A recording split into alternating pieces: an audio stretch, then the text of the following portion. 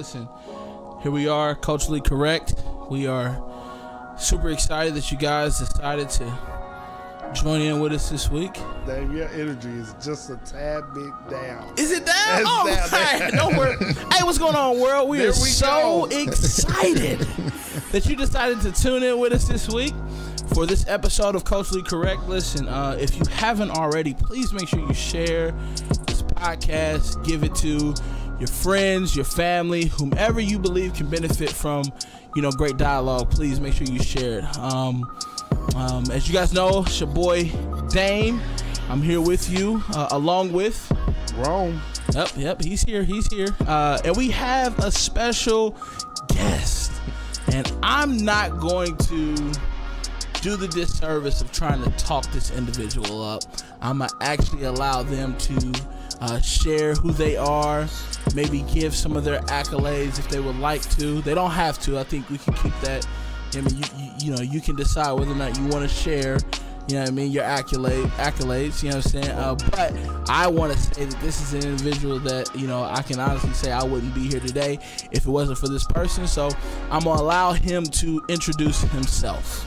All right, so I don't know about the accolades, but I'm gonna say it's good to be here tonight. But I'm Mike. I'm just gonna be Mike tonight. Is that okay?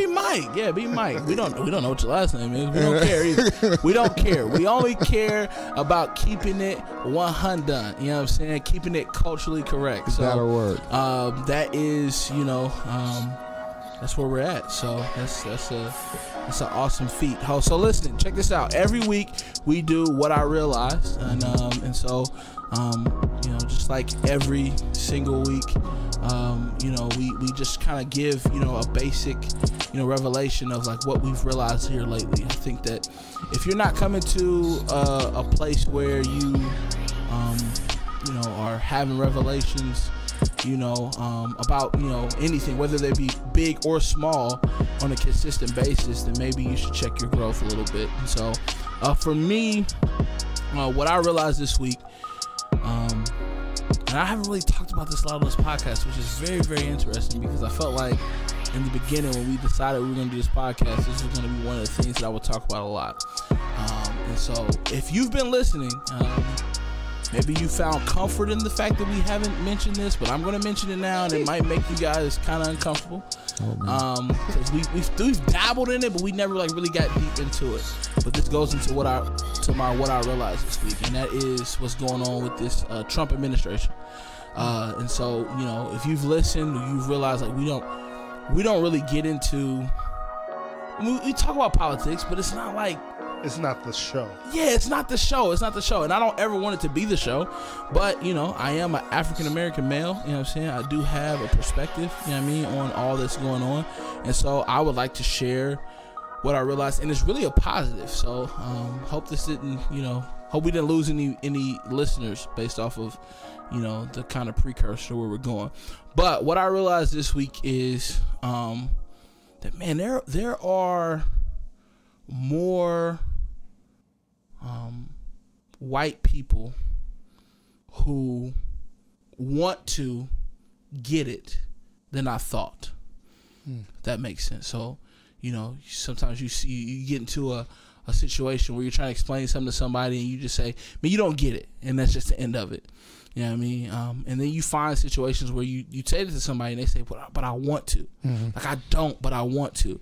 And I found out this week, man, that there are just more white people who want to get it than what I would have originally given credit towards. You know what I'm saying? Like, I didn't expect fewer select. Yeah. I thought the number was a lot lower, man. And so I'm encouraged by that. I'm encouraged by the fact that there are white people who really want to get it. And I know this is not a topic, and I always go off like on it, but I always ask myself, okay, I understand that you want to, but I don't know if you can ever get to the point where you fully.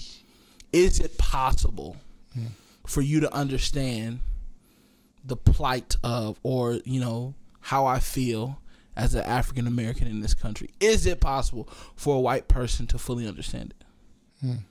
I would say it's possible for a person to get to some levels, but the depth of the experience, I don't think anybody outside of this skin can really experience the magnitude of what it is to be black in America, in this world, period.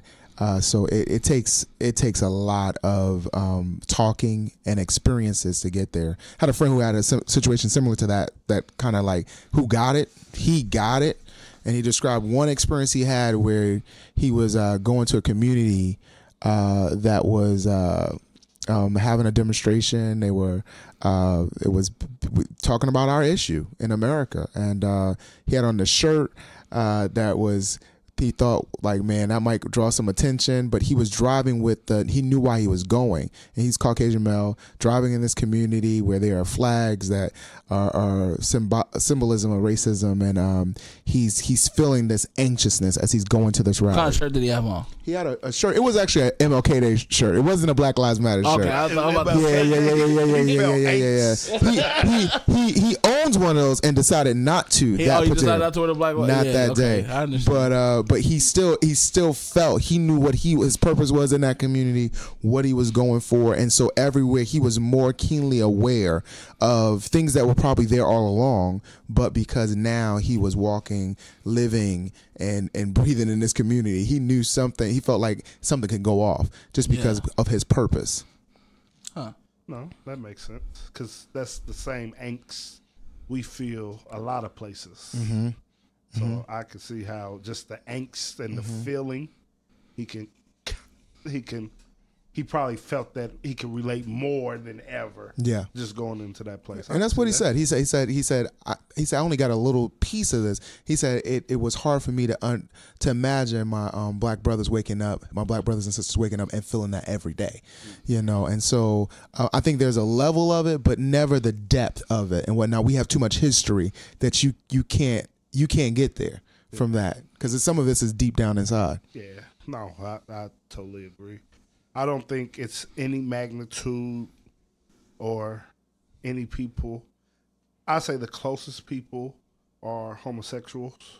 Just they're the closest to be able to, have to identify with our struggles on a everyday basis. They hide who they are. I don't know. They can hide, but at some point you can't hide long enough. You know what I mean? Internally. So look, more specifically, a homosexual who is out openly.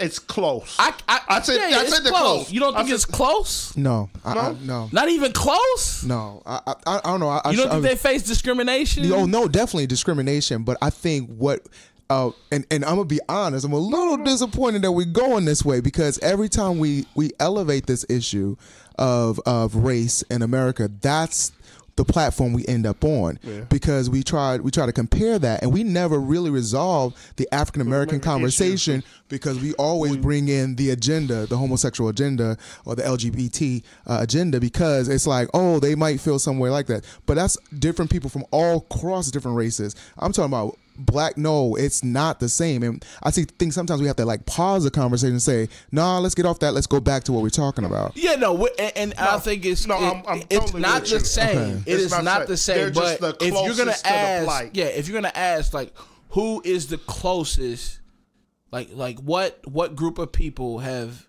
And they're a group of people. Yeah, they are a group of people. We would agree that they are a group of people, correct? We do agree. Yes. Okay. So what group of people would come close to some of the transgressions that black people have faced? I don't believe anyone is like neck and neck. I do not believe that. I believe that it's light years of separation. Okay. But if you're gonna ask who is the closest, it's them. It's transgenders, because even me as I would like to say I'm a very progressive liberal individual.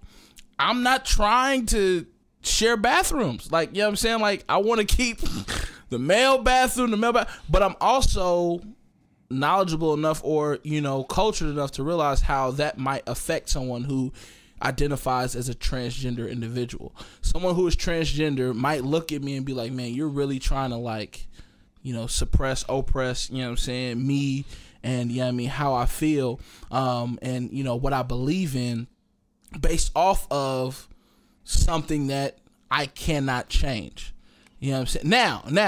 Now that goes to I don't want to get nobody in trouble, but there's some people who believe that they cannot change how they feel and who they are. Even putting that aside, this is the thing. When we start talking about race, and I was born this way. I know, because race. I was born black, right? Yeah. There's some transgenders who are convicted that they were born with the wrong sex tools. We get that. What I'm saying to you is I can't hide my blackness. Yeah. I can't separate it. I can't identify a certain way. Mm-hmm. I mean, Tiger Woods tried it. I identify as whatever he OJ said. tried it. And so it doesn't work. Not for long. Ever. I think as soon as you say it, it's over. But that's why we set it up with someone who's out, someone who is saying this is who I am. No, but this is what I'm saying. What I'm saying is that but you can't identify. Even when I see you on the street, sometimes I won't know you're a homosexual. Even though you're out. If I walk past you on the street, I don't know you're a homosexual. Yes, the common person won't know that, but the coworkers.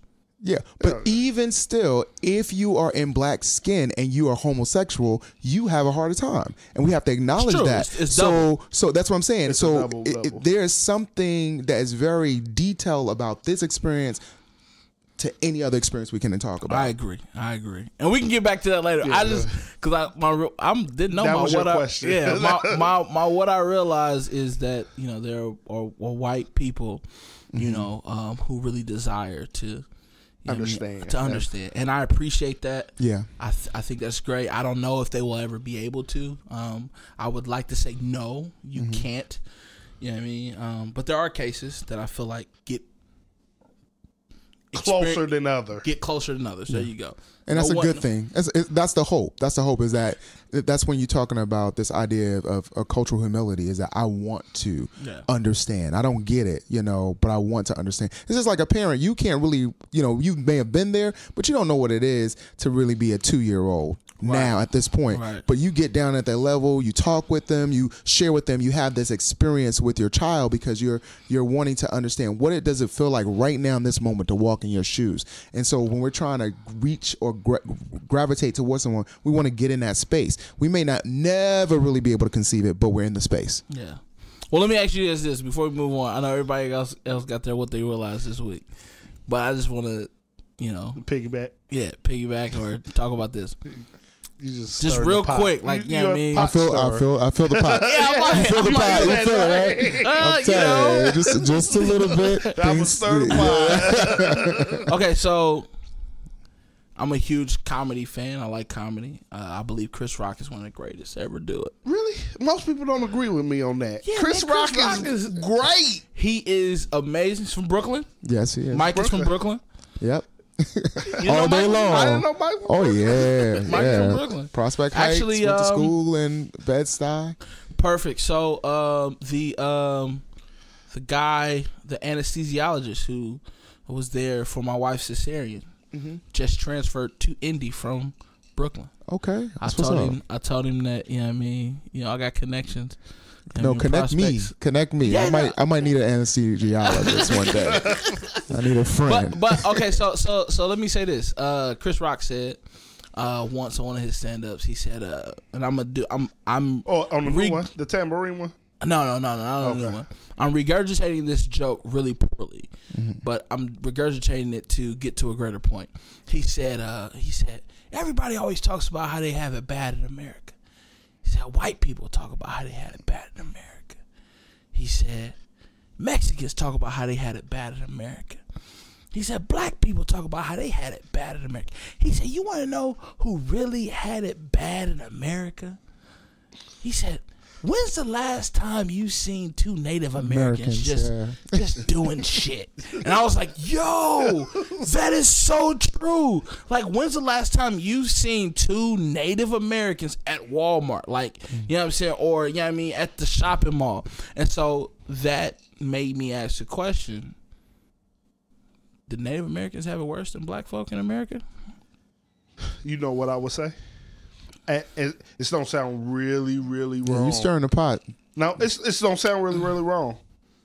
They gave them something. They got land. They had their own communities, and they left them alone. They did. Go ahead. I was gonna say, I have a friend who's a pastor. Recently, he went and did mission work in one of those communities, and what he found out was alcoholism is rampant. Rampant, yeah. Drug abuse is rampant. Mm-hmm. They're poverty-stricken. Mm-hmm. And yes, they left them alone, but that's literally what they did. They left them alone on their own land. Because guess Right. what? Yeah. Guess what's rampant in black communities? No. Not on their own land. On a piece of their own land. Because really, They own it all. But I mean, if we're just being technical, but they you know what I mean? gave them a piece of their own land. Same thing happens with us. We're still poverty stricken. We have rampant alcoholism. We have rampant drug abuse, and we don't own anything we have. But we still here. The Native American is dying out. There is a sense of them dying out. They're like so an endangered species I out here. mean, Hey, listen. Really, Hey, really. Negroes is here.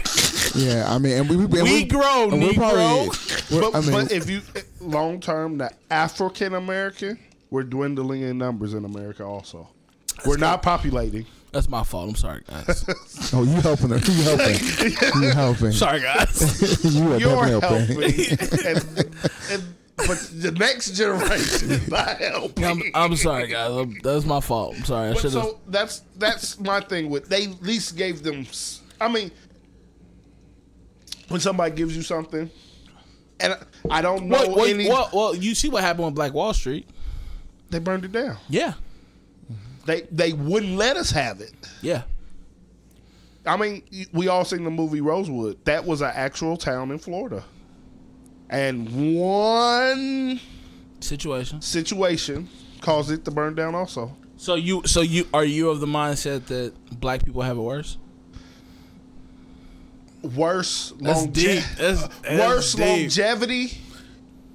And I'm gonna tell you why it's so deep, because like we can have this conversation And we don't know. None of us. I could be wrong. I could be completely wrong. I don't know who's in y'all's contacts, but none of us can dial in a Native American right now to combat the opposite.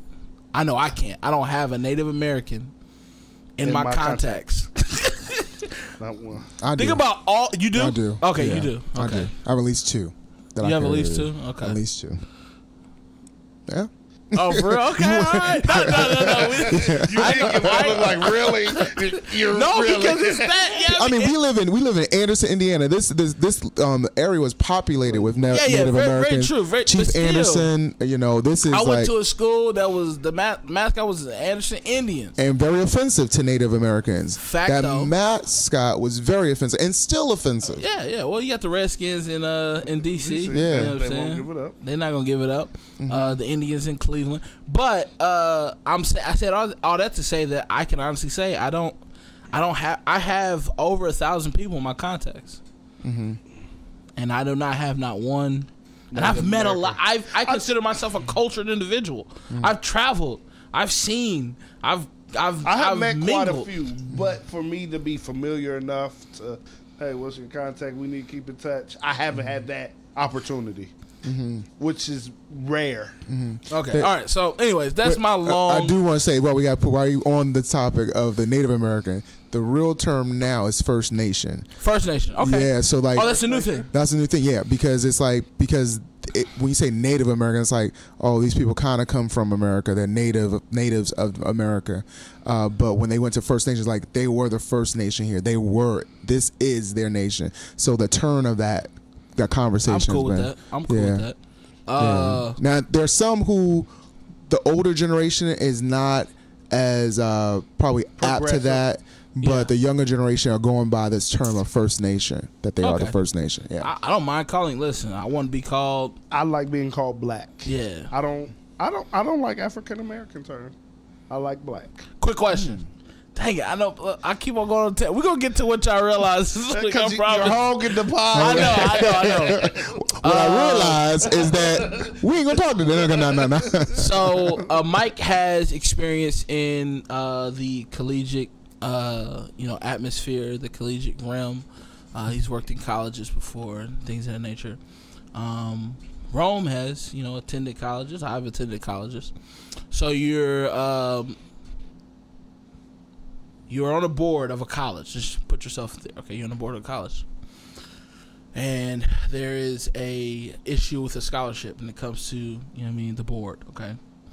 And the issue is there's a person who has,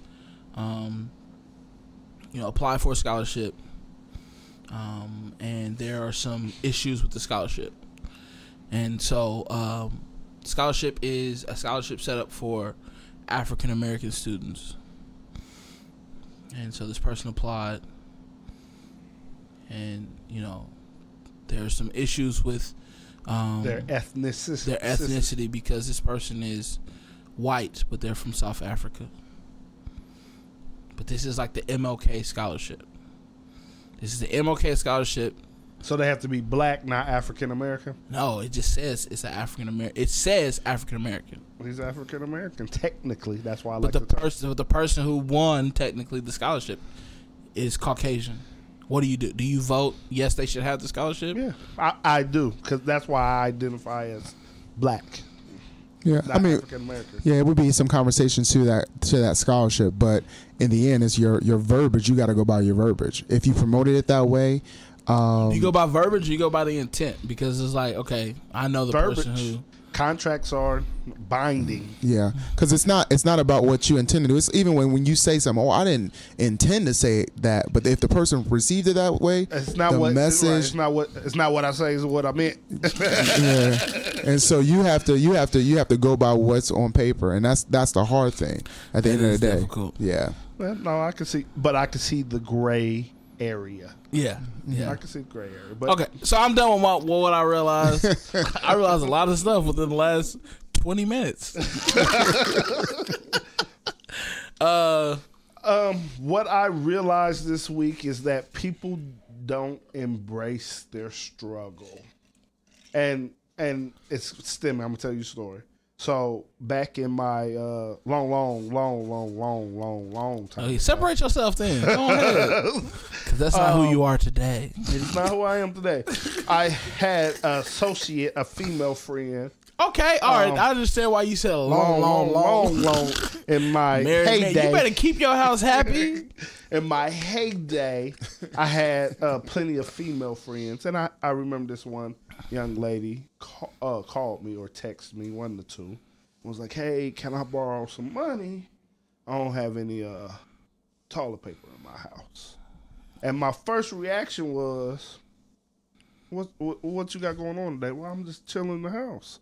And my first thought was, if you gotta just jump in the shower. That was my first reaction. Like, we have all been to the place where our struggle has maintained where you're just a couple sheets short for the day. Yeah. And you just had to be like, hey, I'll take 10 showers today because I used the restroom 10 times today. Right. And so fast forward to now, I'm still Facebook friends with this young lady, and that same struggle, instead of just embracing it, I would never ask somebody to say, hey, I need to borrow some money because I don't have toilet paper. Listen, bro. I've never, thank God, I've never been to the place where I've had to ask somebody. If I was in that place, you'll never know about it. Is that pride, though? No, because guess what? It's other options. Before toilet paper, what people do? They had some option. If I got running water, if I have running water, I don't need TP. Yeah. You know what I mean? If I can wash myself, I don't need to wipe myself. Hey, I ain't gonna lie to you. I just seen this on Facebook not too long ago. There's a trend going on. Okay, so I didn't know this until I had a kid. But there are such things as cloth diapers. You didn't know that? I didn't know that until I had a kid. My grandma had to tell me how it was a cloth diaper service Like you set up all the like old dirty diapers, and they came, cleaned them, and dropped you off fresh cloth diapers. Wow. When my mom was, I believe when my mom was a child. Okay. That was a thing. Yeah. Well, it's a thing now. Like, you know, they bringing it back. It's not it's only, economical. There's that's the replacement for diapers or the reinvitation. Yeah. Because it was cloth diapers before it was disposable diapers, which we know as diapers. Yeah. Facts. And so now the replacement for toilet paper is an item called family cloth, which is just a wash rag to me. You jump in the shower, wipe your butt, you just go about your business. Well, yeah, I mean, that's what it is. It's a thing where it's a reusable rag. I mean, you wash your behind. I mean, not wash it. You wipe your behind. And I guess there's a bin that you put it in. That bin gets picked up. So a diaper service all over again. Trends I am not following. I haven't followed either. But to me, that struggle is you just get in the shower. You wait till you come up on that $5 for that Angel Soft. Angel Soft with the alloy infused. Alloy infused. So and so that same person made a status about how they were struggling, and I mind you, 10 years later, about the same thing. I don't ever have this or that, and because people overindulge on Facebook. So if you have that same struggle in 10 years, you literally, if I didn't get, mind you, 10 years ago when she asked, I was like, I don't got it. Like, I was literally like, I'm not buying somebody else's toilet paper. Question: Is somebody that you didn't smash? Did you? Listen. You wrong. You cannot be out here, even if it's been 10 years ago. You can be out here smashing people that ain't got no toilet paper. What? Oh, that's my phone in the floor. I don't know what to look at it. But so, did you smash wrong before? She couldn't afford toilet paper. Oh, you smashed. Okay. Yeah. Okay. Now after, I was like, I can't mess with you. like you don't. If you can't afford toilet paper, that means your water close to getting cut off. Like at that, but so it's that same struggle. Like people, she didn't embrace the struggle. She didn't embrace learn from it not to go back to it. Yeah.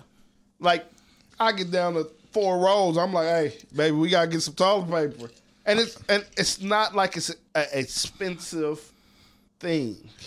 I think she embraced her struggle. I would say she did embrace it.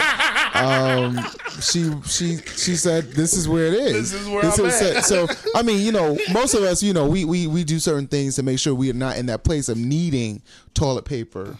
We go to Costco, you go to someplace where you get that toilet paper and you are able to have it. You stock up on it. You gotta have membership at Costco though. Yeah, or a friend. The phone is really cracked. Oh, it's cracked.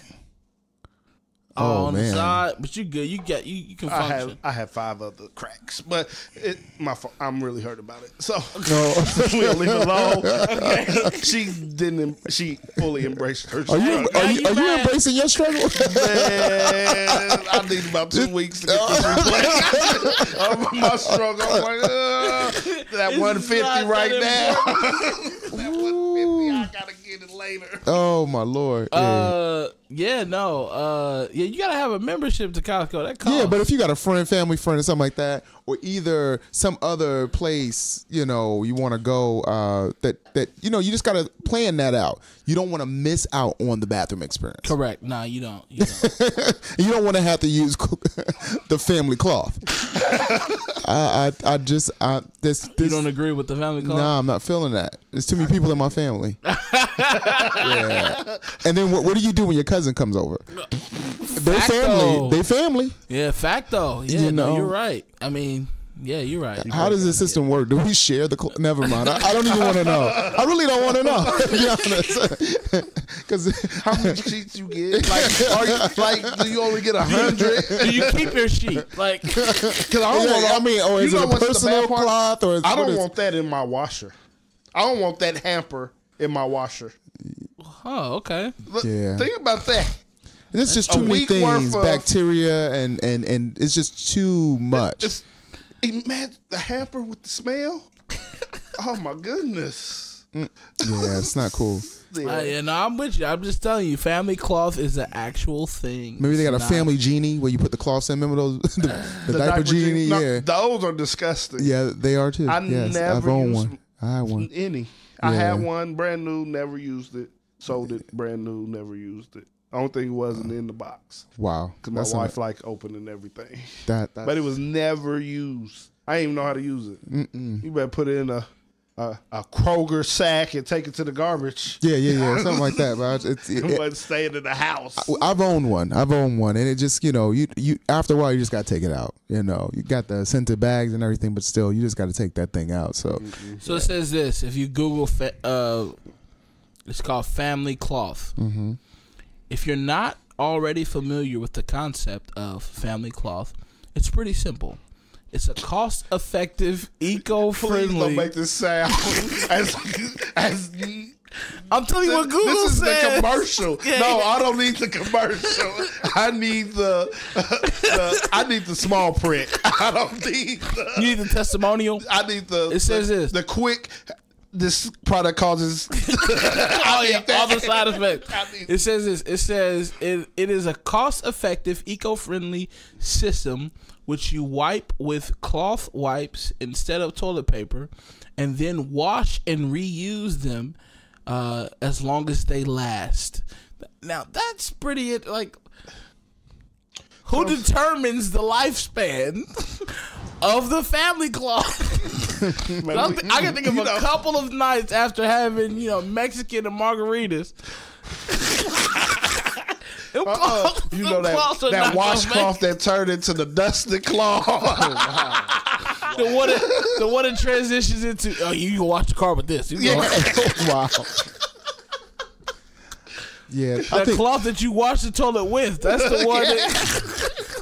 I think we go to some levels, but some stuff we just need to leave alone because that's crazy. Yeah, I'm looking at this photo. This is just too much. It has snaps on it. Really? Yeah. So like after you wash them, you snap them back on and then roll it back on the toilet tissue roll. Oh no! And you. Oh wow! They even have designs. Yeah. Yeah. I'm not a supporter. so that she embraced her struggle. That's what. Yeah. I just think I seen it. I thought about it. I was like, how can you go through the same thing? You didn't learn from the first. It takes me pretty much one time to run out of something where I'll be like, no, don't. Like you run out of gas, you push a car once or twice, you like. Maybe her, you can't, I'm looking at maybe her circumstances just have not been good along the way. That she just could not. She hasn't been able to step out of that cycle. Because some people are just not able to step out of that cycle. Yeah. If you're underemployed or whatever your situation, some people are just drawn to those kind of circumstances. Yeah. And some people like it. Some people actually like it at the bottom. I had an instance where I had an employee. I worked in restaurants a lot of my life, and I was a manager of restaurants. I had an employee who what you? No, I'm sorry. Go ahead. Yeah, I'm gonna go back to the cloth. That's what you read. Yeah. Okay, so I'm reading the testimonial, and it says this. It says, she says, in my mind, buying and using disposable toilet paper was literally flushing money down the toilet.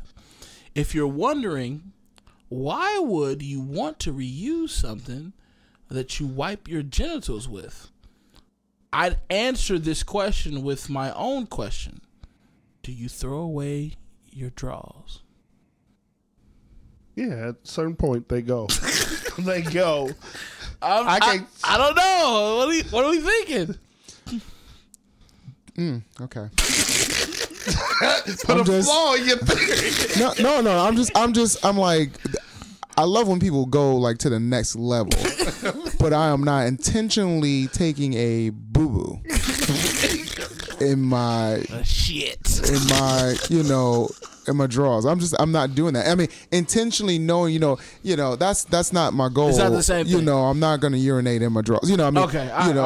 But if it happens, I mean, but like you. Okay, it's happened to me. I've thrown the motherfuckers away.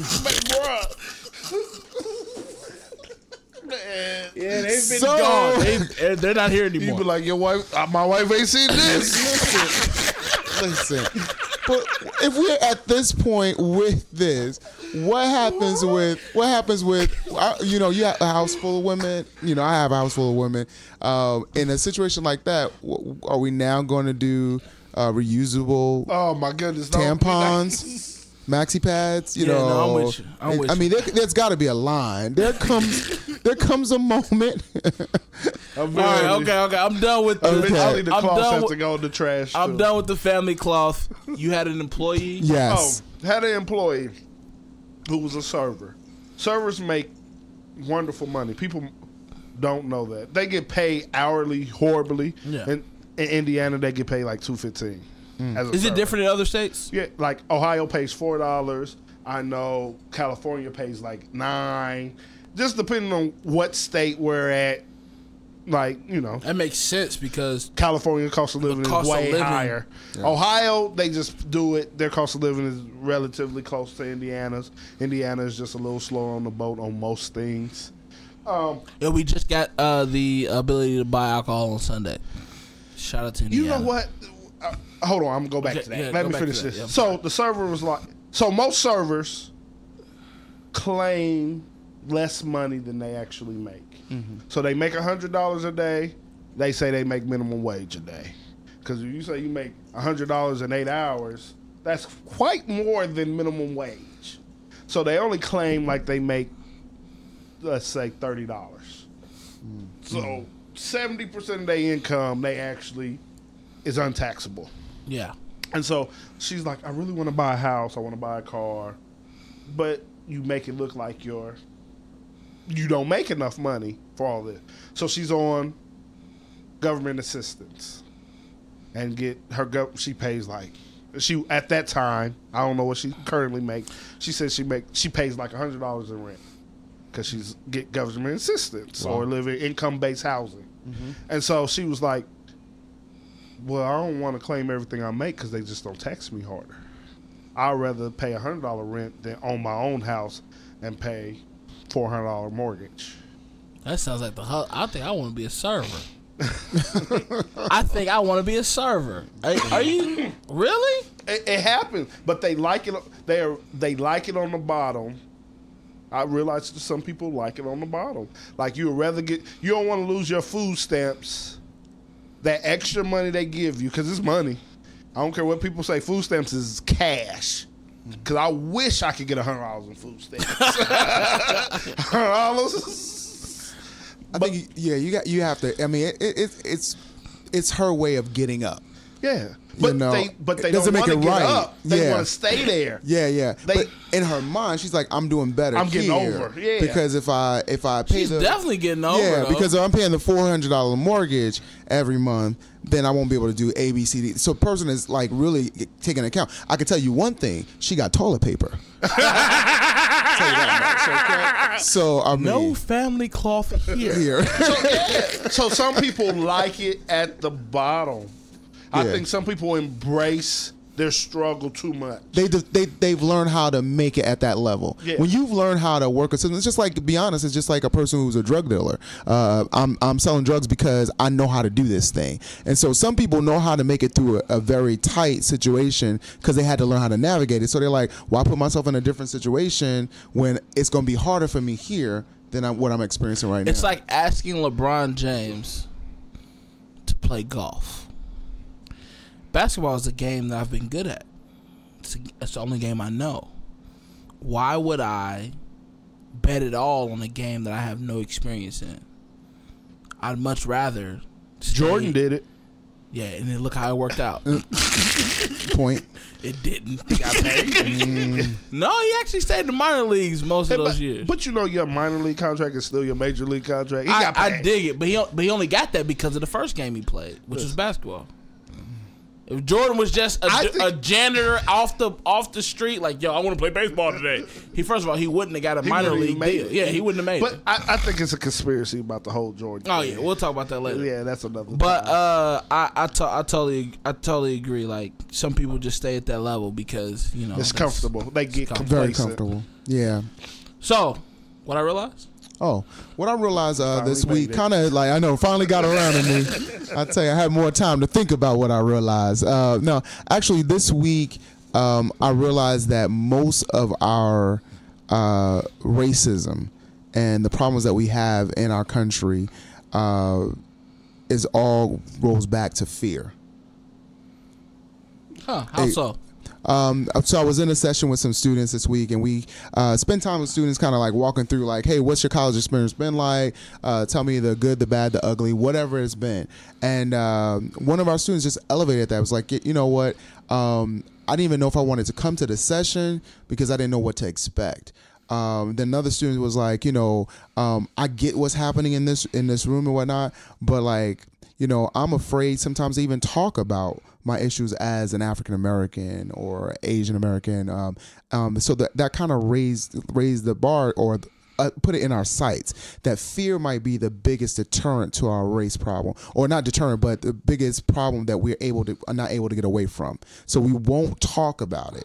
We won't talk to each other. We'll talk, as black men, we'll sit here and we'll talk and say, hey, yo, such and such happened. But then when other people enter the room, things change. It's more meat kid. Yeah, we get quiet because they're not going to understand. You just don't get it, like you said earlier. You just don't get it, so they're not going to get it. So we don't even bridge the conversation. It. Exactly. We can be all up in arms about something, but when they enter a room, there's fear, and then there's that anger that kind of comes in. But I was gonna say I don't want you to lose your train of thought. Mm-hmm. I think it's two things. One, there's fear of.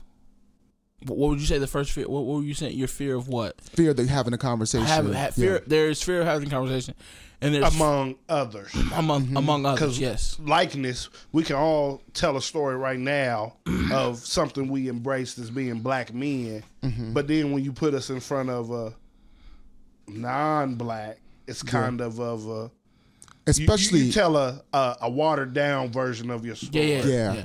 Well, and so then the other piece is, all right, I'm not necessarily like scared of having a conversation, but I know I gotta play this game, and this I tell my brother this all the time. I told him this since he was like in middle school, but there's a game that's played. You gotta learn how to play this as a black man. You gotta learn how to play this game. If you don't learn how to play this game, you will have a rude awakening. You know what I mean? So it's like, I don't want to have the conversation because you might be in a position as a white male to elevate me. You know what I'm saying? As a black man, it sucks. It sucks. It's horrible. I hate the fact that we've been saying this.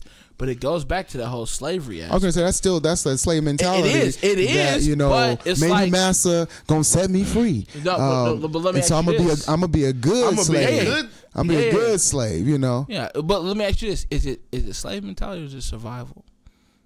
Because what comes first, slave mentality or survival? Survival.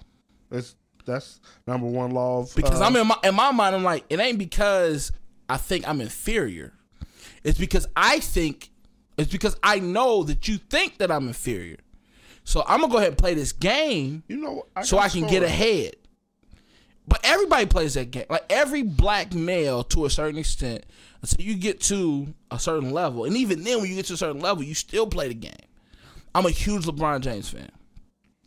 Huge LeBron James fan. And he has been very vocal about, how he feels about the social. He has been vocal. He's been vocal. I wouldn't say very vocal. He did the Trayvon Martin piece.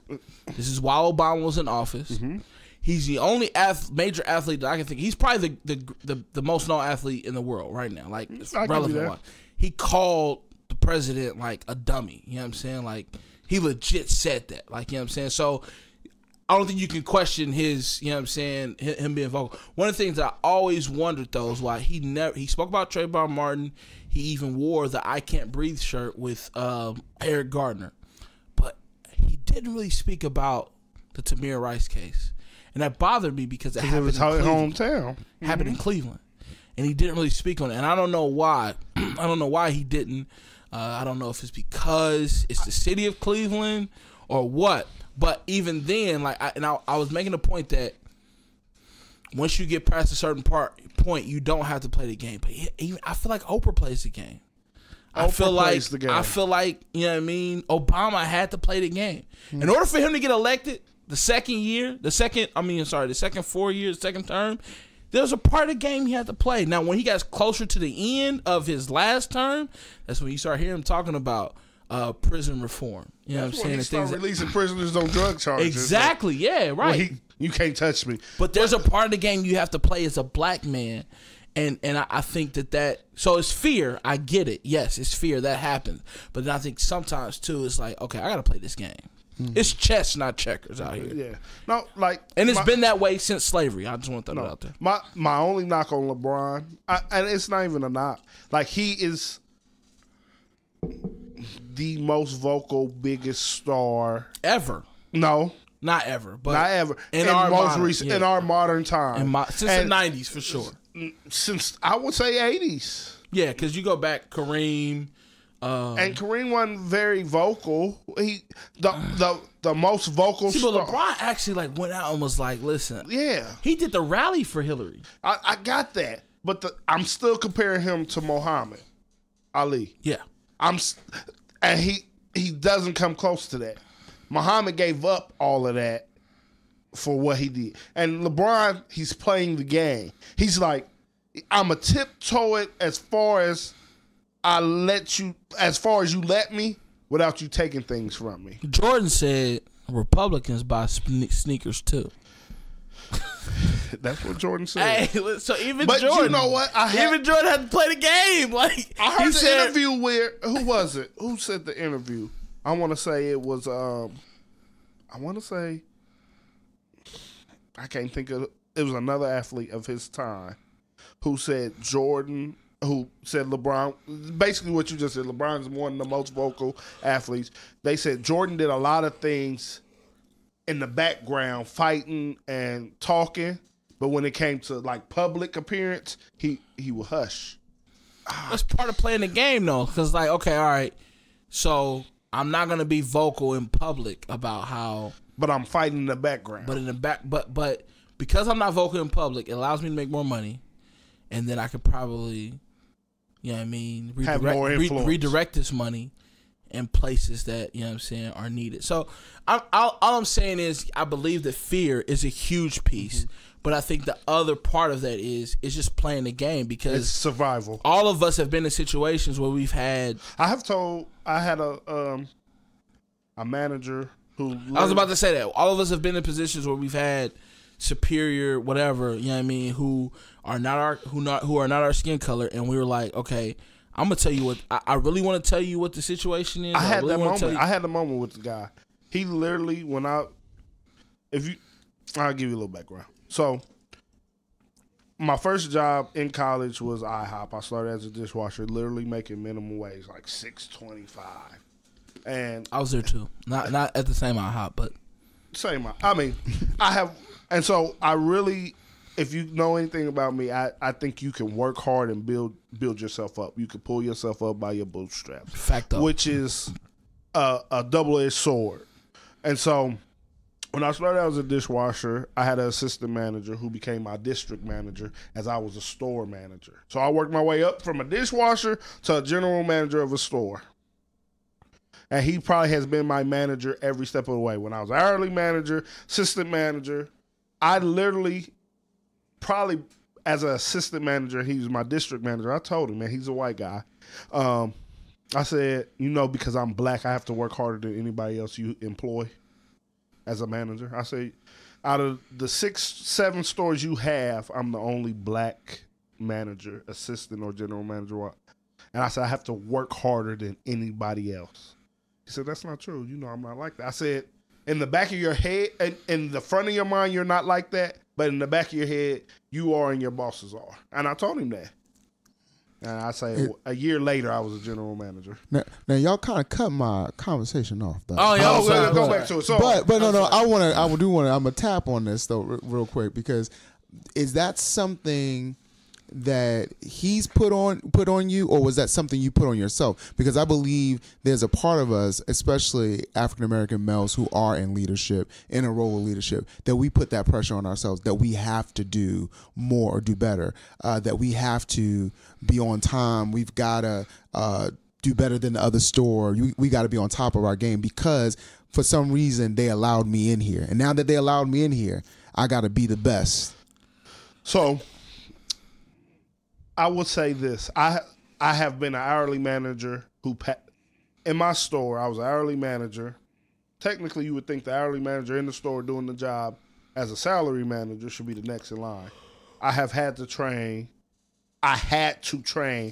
3 assistant managers for them. I trained them to do my job for a higher rate 3 times. Somebody quit or get fired, I have to train them to do the job I'm doing for less rate. And they're going to make more money than and they don't make and I say make more money than me, but they have more consistency. And this is what I tell people. Hourly people who make hourly wages don't have consistency. Because at any point in time, they could say you could keep your $13, $14, $15 an hour, but instead of working you 40 hours, they can make you work 20 hours. When your salary, your check is consistent. If you work 20 hours, if you work 60 hours, your check is consistently same thing. It's the same thing. So most salary managers want to work less for the same amount of money. And I have been in that era of, hey, I did my grind, I did my work, I did my 70 hours. I'm not about to work more than I have to. Which is most people at that point. If you get paid for 40 hours at $875 a week, you don't want to work 50 hours for the same $875. Right. So I told them, hey, y'all can't keep passing me up. I will literally quit IHOP. I probably been back and forth with IHOP about 5 times now. Wow. Literally. Because are you going back? I'm not going back ever now. Okay. Because my mentality now is that he's not going to embrace that struggle. No, it's that they taught me. Do you have toilet paper? I got toilet paper. There you go. You don't need to go back. Then you're good. No need to go back. And but no need. I took every advantage of IHOP I possibly could. Every step I take, I always wanted to at least train somebody to take my place, because you was never going to tell me I was so great at my job you had to keep me where I was at. That was never going to happen with me. I always trained my replacement while I was in my job. Yeah. So I'll bring somebody up with me. Who you want it? Okay, come on, let's go. Yeah. And that's how I always operated. Because you'll never tell me, oh, you're so good, we need you where you're at. That was never going to happen with me. And they taught me so much, and Dame can be a witness to this with us opening this podcast. Most people think a podcast is just a podcast, we do it for fun. But our podcast is actually a business that's incorporated. It's a LLC with a business account. And I learned all those things. Talk that ish, Rome. From what they taught me. I can do a P&L, which is a profit and loss diagram. Talk that ish, Rome. From what they taught me, because I knew at the end of the day, I knew I wanted more than what they was giving me. So essentially, they let you in the house. They let me in the house, and they taught me. They didn't know they were teaching me things. Yeah, you was looking. I was looking. I wasn't just serving. I just wasn't in there serving. I just wasn't doing the job you told me to do. I'll probably get in trouble for this, but I probably got about 100 P&Ls from IHOP in my crib, because guess what? That's showing me how to run my own business. Facto. Which made me want to further become a business owner. You're giving me such and such money a month. You making more money I make in a year in a month, and you tell me that, well, that's all we could give you. Yeah. And like I said, I'm making, when I left IHOP, I was making $50,000, and that's without bonuses. My bonuses pushed me up to 60. And every job offer I had after I left, was the same amount of money. Yeah. That's good. That's good. Well, fear. When I was talking about the fear, it's two-sided. It's a two-sided thing. It's not just us being afraid, but our Caucasian brothers and sisters also are afraid to have the conversation. They're afraid to they don't know how to walk into that room, that space with us. So there's intimidation on both sides, so we never talk. And until we really, I think, face the fear, really start to converse and talk about what has happened in our country, what happens with us, we're never going to get better. What I heard was they still have their rose-colored glasses on because they don't feel it or see it because it's not them. Well, I'm not like that. Yeah, I think there's that attitude there too, but then there's also the fear, like that some are getting it, like what you talked about in the earlier part, Damon. Is like some people want to get it, but some people are scared to have the conversation. They want to get it, but they don't want to pay the price for it. There's a price. There is a definite price that you have to pay. To admit that you have an advantage. Privilege. You're going to have to say that I am privileged in this country, and it's not fair, and it's only based upon the fact that I'm in this skin, and you're not in this skin, and you are not privileged. Well, what it does is the price is you now have to use your privilege to combat racism. Yeah, you have to leverage it, and leveraging your privilege is not attractive. Because if I know that you know, it's just like this is a small story. My mom works in a school setting. She works at a middle school, and she had this student who, oh man, I subbed a couple times. I used to be a substitute teacher. I used to sub for this particular student, but there was a student who she worked with. I forget his name, but she worked with the special needs students, and he was. Don't call his name. I'm not gonna call his name. I don't remember his name. Good. But he was like 11 or 12, and his mom always carried him somewhere. Physically picked him up okay. and carried him. He's 11, 12. His mom probably at most 130, 140. Wow. He 150, 160. I don't think he was that much. He was probably like 120. But still, like that is. Maybe I'll take that back. Maybe he was 90. Maybe he was 90 pounds. This kid, close to 100 pounds. She's like 150. That's bad because I tell my 30-pound son, "You getting too big for this." She's 150. He's 100. She's literally carrying him from point A to point B. He gets to my mom's care, and my mom is like, "This boy can walk. I ain't carrying him. I'm not carrying him." I kid you not. They start school in August. By the end of October, this boy's walking, right? But here's the problem. He's walking in the school day. When his mom comes to pick him up, she comes to pick him up. And so I say that to say this. So this kid, his mom is picking him up. So the expectations weren't consistent. When a white person says, "I get it, I understand," oh, you can walk now. So now the expectation is you better walk all the time. You better walk all the time. But every time this kid was around my mom, it was never an issue with him walking. But when he got it back, was never an issue with him walking. He got up. It was difficult at the beginning, but he started to get the hang of it. You know what I mean? His legs were deformed. They weren't. You know what I'm saying? They weren't normal. But he was able to walk. He was walking. He was fine. He was walking. And we wouldn't have him running marathons. Like, it was literally like, go get some paper, go get some crayons, go sharpen your pencil. He's walking. But it's the external expectation wasn't that.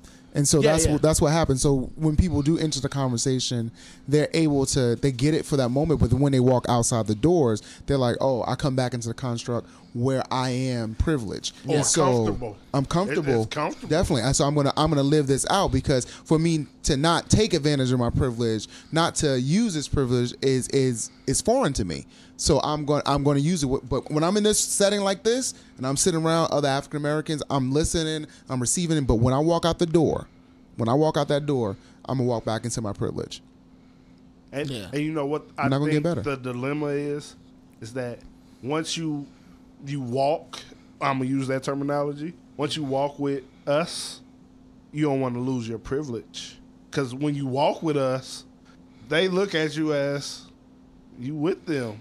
And so you lose that a little bit in your circles. It's like, it's not even like broad. You still get your broad privilege. But in your circles, it's like, but you hanging with them, or you resonate with them.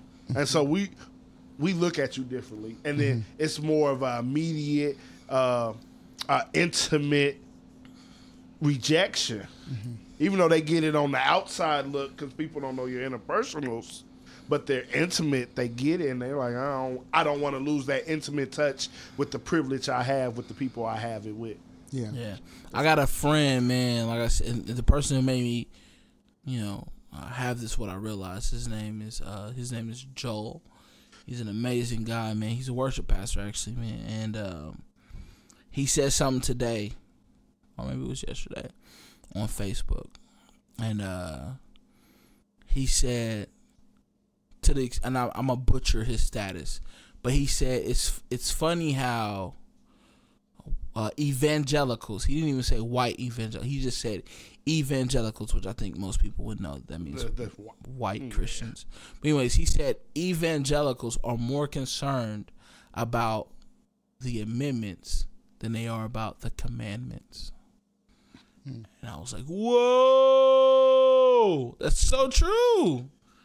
I said, so true. And then immediately, people who had fear, people who were uncomfortable, started attacking. Yeah.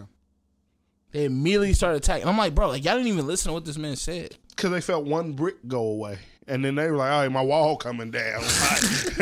They see one brick go push forward. Yeah. And they was like, oh, no, that's one brick too many.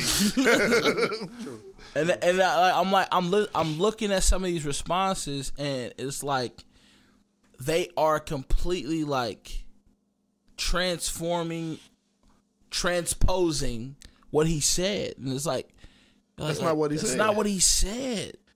Like, I mean, but it makes sense for you to say that because you want to try to discredit his point. And one guy was saying, he said, well, what you don't understand is that if the amendments don't exist, if the Constitution doesn't exist, then the commandments have no relevance. They have no power or whatever. I'm like, yo, like one is not the right. But here's the crazy thing. A guy who was, I guess, agnostic, atheist, whatever. He's not a believer whatsoever. So atheist, whatever. He said, man, I find it strange that he was talking to the guy who was opposing my friend Joel. I find it strange that you think that the government has more power over your God's words than your God. Yeah, that's just. I was like, whoa! He was like, I was clapping. I was like, I ain't never really rocked with a atheist because I'm not. That's not my thing. But I was like, yo, yes, thank you, getting bars. But it's real. I think even in our country, that's the biggest thing, that we are more concerned, political than religious. Oh, definitely. And then spiritual. we had this mindset that like Jesus was American.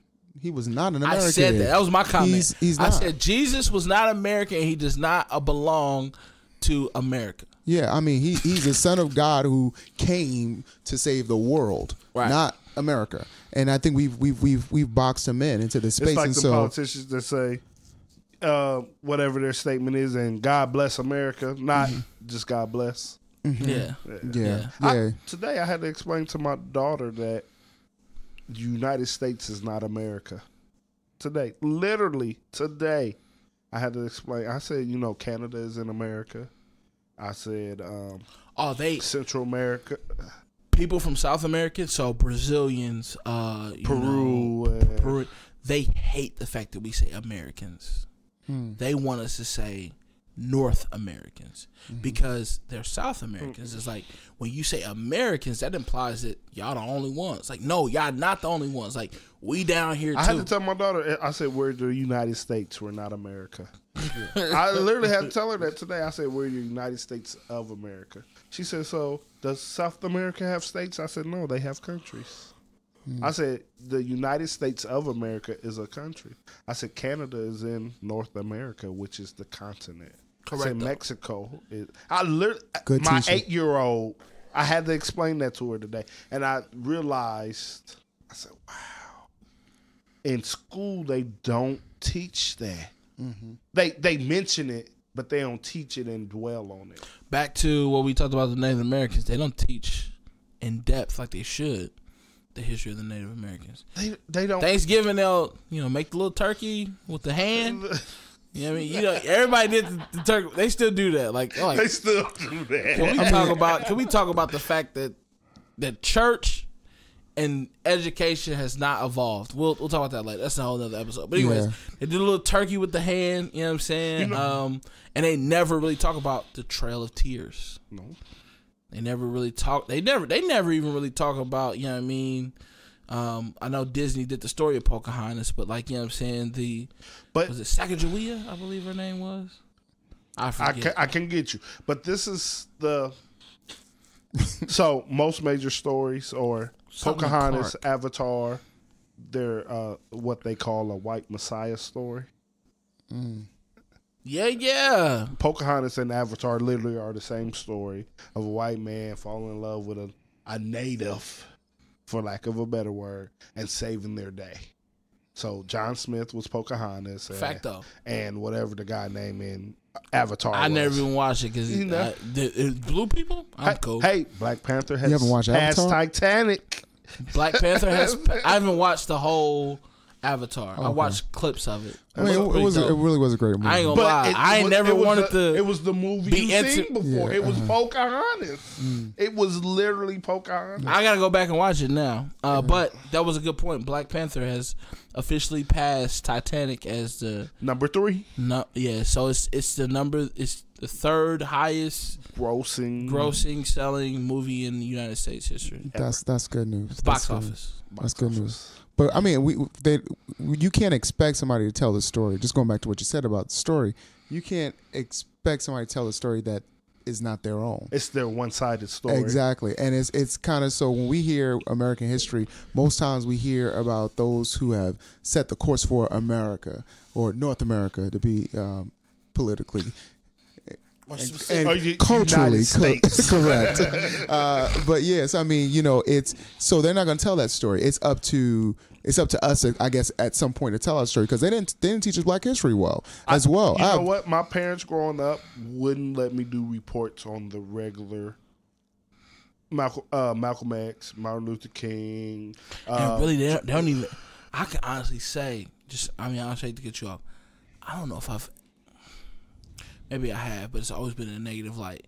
If I ever seen Malcolm X in the textbooks, it's been in a negative light. Mm-hmm. They've never done Malcolm X justice, which a buddy of mine a long time ago said America tries to choose our heroes for us. They do. Because they made Malcolm a villain. And me and you had this conversation sidebar that I agree more with Malcolm than Martin. But neither here or say here it is. I disagree with my parents on that fact. Me and my mom literally had this conversation, and I disagree with my parents on the fact that I agree more with Malcolm than Martin. But they wouldn't let me do book reports on the Fab Five of Black history, the Martin Luther King, Malcolm X, Harriet Tubman, Sojourner Truth. I couldn't do those reports. I think my very first report my mom had to do. My mom made me choose Ralph Bunche. Who is that? I don't know. You don't know Ralph Bunche, really? Help me out. You know Ralph Bunche? Yeah. So he was He was one of the leading doctors. Mind you, it was my first one. I never did him again because they wouldn't even let me do duplicate reports. And so one and done. Hey, shout out to dope Black parents. So Ralph Bunche was a doctor, a Black doctor, one of the first Black doctors. I can't even tell you what he did at this point because it's so late. I'm sorry. I apologize. We will get to Ralph Bunche. I have even did a in high school, I even did a report on Bill Cosby. Yeah. Because he was more influential in some cases than a lot of Black History people. But like Ralph Bunche, I even had to go back because it was a long time ago. Yeah. But he, and I can tell you, I was Nobel Peace Prize. Nobel Peace Prize. I probably was American Political Science. So I was 7 or 8. Okay. 7 or 8. I'll give you a pass. What did he do? He was a political scientist, academic, a diplomat.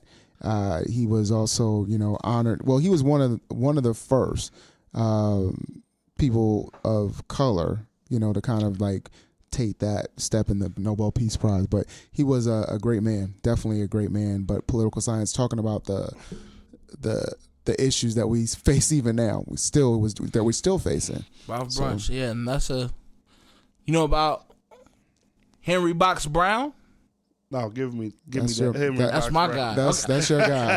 I couldn't leave the conversation without knowing about Ralph Bunche and then not, hit y'all with somebody that you may not have known about. So anyways, Henry Box Brown was a slave. And long story short, the reason why he got the name Box is because he mailed himself to freedom. Oh. I heard that story, but I didn't know the guy. Okay, that's perfect. But anyways, he got into a good relationship with the local doctor who was a white man, and he was a undercover abolitionist type situation. And so essentially, they put him some water and bread in a box, and he ended up shipping himself to Philly, I believe, or Pittsburgh, to freedom. To freedom. He shipped himself to freedom. So. I did a whole sermon on that once before, and I might get to that later. But it's pretty dope. It's a pretty dope story. Yeah. Story. 7, 8. I had to do Ralph Bunche as a 8-year-old because my parents wouldn't let me do like I said, what I would call now the Fab Five because every kid could tell you about all those 5. Yeah. But anything. Frederick Douglass is one of the ones you might have missed. Yeah, I missed that one. I had to do Arthur Ashe. He's up there too. He's not in the 5, but he's up there. He's top 10. Yeah. My daughter, for Christmas, I bought my daughter. I didn't buy it. My sister bought it. There we go. She gonna call you out. Yeah, she bought her a book of Black African American women book, and I think it was like 50. And I made my daughter read the ones that weren't Harriet Tubman's. She had it was a lady named Mae Johnson, and my daughter's name is Candace May, and so she read about her first because she felt like she could relate because her name matched up. It matched up. So I told her, call your aunt, tell her what you know about her, and she read it, but she didn't maintain it. So we're working on her maintaining and. Yeah. So, funny story. When I got in trouble in school, my mom made me write reports on movies and stuff like that. Like I had to do book reports and studies. Like one of the book reports I did was a movie report was Remember the Titans. That was I got in trouble in the summer, had to watch Remember Titans and write a research paper on it. That's if I got in trouble during outside the school year, I had to write papers. The worst punishment ever. It helps you though. You have to write it or you type it. No, so I'm old enough to know, old enough where computers weren't always around. They were around, but they weren't readily available. I had to write it, then type it. It's like your parents they knew about a pencil and a pen. Right, so it's since I know, you will know. You will know. Yeah. That's real. Your rough draft was written. Your final draft was typed. There wasn't no rough draft on a computer. That's real. But my parents made me a critical thinker. If anything my parents did, they let me know that I could think for myself. Mm-hmm. And think outside the box, even if me and my parents disagree. The last podcast with Morgan, I literally reached out to my mom, and I said, "Mom, really listen to this podcast," because she told me she wasn't gonna listen to the podcast because she heard the name Culturally Correct and said, "I knew you was a militant like your dad." I said, it's not really about that. She said, well, I might listen. I knew she never listened. So I asked her to listen to that podcast. And so she was like, the story you tell are like quite off. I said, it's my story. You can't tell me my story is off. Like, we disagree with it. She said, you made me sound like a stay-at-home mom. I said, Mom, I said you was a social worker who worked. Yeah. But you missed that part. Or my dad in the background was like, no, the hell they didn't think you was a stay-at-home mom. So my dad is a secretive listener. But so they made me a critical thinker, even if I don't think the same way they think, which I think is lacking in communities now, in black communities. We don't teach our kids to think outside the box or think differently than us. We want our kids to think like us. Yeah. I agree. Nah, man, I think this is the first time. This is the very first time. Listen, guys, we had like 3 topics ready for you guys. We didn't get to any of them because what I realized was so deep this week. This is the first time we not one topic that what I realized this week took the spotlight of the show. But Dame like hogged it because his what it realized. I think when you go back and listen to this, you'll realize I didn't really hog it too much. I mean, you know what I'm saying? I did in the beginning. I will admit I was very, very vocal in the beginning, but I think this is all good stuff though. I think it's all good stuff, and it kind of teetered along the lines of what we're going to be talking about anyway. So I think we'll save some of these topics for when Mike comes back. You'll be back. You come back? We weren't too much for you? No, y'all weren't too much for you. All right. I'm cracking up. I think we were tamed. I think he got tamed version of us today. Oh, okay. Yeah, we did. Were y'all tamed today? Were y'all tamed? A little bit. Tamed. Yeah, wow. Y'all didn't have to be tamed. Y'all could be. Yeah, it just happened that way. Oh, okay. It could be the hour. It could be the hour. That's possible. It's possible. Could be. I think. Yeah, possibly. I don't know. We had some laughter in there. It was a moment. We had some moments. We did have some moments, man. But we definitely appreciate you guys tuning in. As always, please like, comment, share. Make sure that your best friend is listening to this, man. I dang feel like your mama should be listening to this podcast. Rome, we got some stuff coming up? We have the All Black Affair, April 27th, 7 p.m. to 11 p.m. Me and Dame got tickets available. We're about 60% sold. Hit us up. We're trying to sell this other 40%. Hit us up. It's an all black affair. That's attire, not race. Yeah, please. All my white friends, come. We appreciate you all. It's good fun. It's food included for while supplies last. It's a cash bar. It's good music. We have a DJ. Yes. Hopefully this event is a success, and then we have one once a month. But let's get you out to this event first. April 27th. April 27th. It's about a couple weeks away. Yeah, we almost there. We're almost there. So, hey, listen, man, thank you guys so much for listening to the podcast. It's your boy Damon Golden. We have our special guest, Mike. Hey.